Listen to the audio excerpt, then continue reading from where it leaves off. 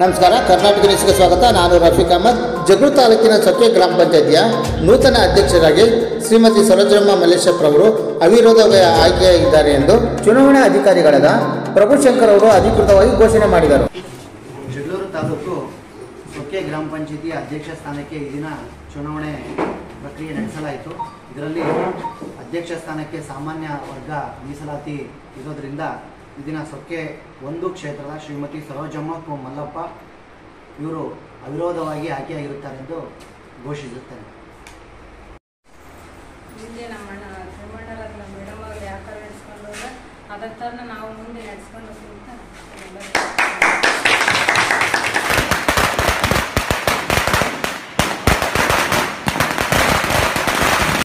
ಈ ಸಂದರ್ಭದಲ್ಲಿ ಸೊಕ್ಕೆ ಗ್ರಾಮ ಪಂಚಾಯಿತಿ ಉಪಾಧ್ಯಕ್ಷರಾದ ಶ್ರೀಮತಿ ಚೌಡಮ್ಮ, PDO ಶಿವಕುಮಾರ್, ಸೊಕ್ಕೆ ಜಿಲ್ಲಾ ಪಂಚಾಯಿತಿ ಮಾಜಿ ಸದಸ್ಯರಾದ ನಾಗರಾಜ್, ಸೊಕ್ಕೆ ಗ್ರಾಮ ಪಂಚಾಯಿತಿಯ ಮಾಜಿ ಅಧ್ಯಕ್ಷರು ಹಾಲಿ ಸದಸ್ಯರಾದ ಶ್ರೀಮತಿ ಸ್ವಾತಿ ಟಿ, ಸೊಕ್ಕೆ ಗ್ರಾಮ ಪಂಚಾಯಿತಿ ಸದಸ್ಯರಾದ ಶ್ರೀಮತಿ ಕಾಳಮ್ಮ, ಶ್ರೀಮತಿ ರೇಣುಕಮ್ಮ, ಶ್ರೀಮತಿ ನಿರ್ಮಲಾ, ಶ್ರೀಮತಿ ಭಾಗ್ಯಮ್ಮ, ಶ್ರೀಮತಿ ಶೈಲಾಕ್ಷಿ, ಶ್ರೀಮತಿ ಆಶಾ, ತಿಂದಪ್ಪ, ಪಾಪಣ್ಣ, ಗೋವಿಂದಪ್ಪ, ರಾಜಪ್ಪ, ಹನುಮಂತಪ್ಪ, ಮಂಜಪ್ಪ, ಮುರುಗಪ್ಪ ಇನ್ನು ಮುಂತಾದವರು ಹಾಗೂ ಗ್ರಾಮ ಪಂಚಾಯಿತಿ ಸಿಬ್ಬಂದಿ ವರ್ಗ ಹಾಗೂ ಸಾರ್ವಜನಿಕರು ಉಪಸ್ಥಿತರಿದ್ದರು.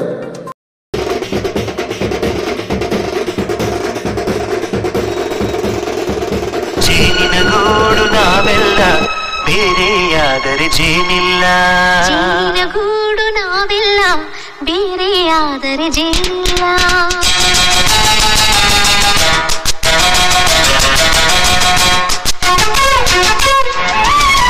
ಜೇನಿನಗೂಡು ನಾವೆಲ್ಲ ಬೇರೆಯಾದರೆ ಜೇನಿಲ್ಲ, ಜೇನಿನಗೂಡು ನಾವೆಲ್ಲ ಬೇರೆಯಾದರೆ ಜೇನಿಲ್ಲ,